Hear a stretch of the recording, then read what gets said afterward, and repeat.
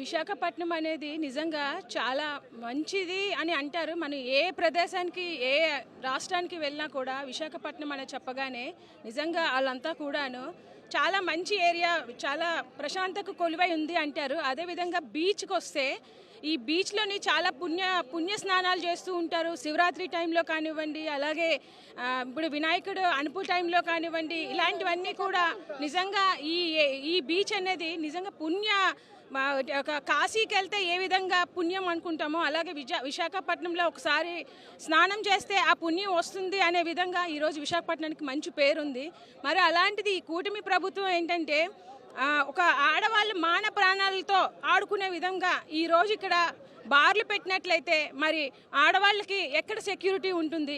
ఒక ప్రశాంతంగా ఒక మహిళ రావాలి అంటే రాగలదా?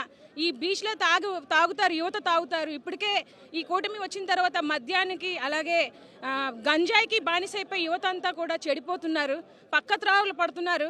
మరి అలాంటిది ఇప్పుడు ఈ విధంగా ఈ బీచ్లో కూడా ఇదే ఏర్పాటు చేస్తే మరి స్టూడెంట్స్ కానివ్వండి, యువత కానివ్వండి, వాళ్ళు చెడిపోవడానికి కారణం అవుతుంది. మాకు ఇలాంటి బీచ్ కల్చర్, మాకు ఇలాంటి ఇలా బార్ల కల్చర్ మాకు వద్దు, ఇలాంటి గోవా కల్చర్ అసలే వద్దు.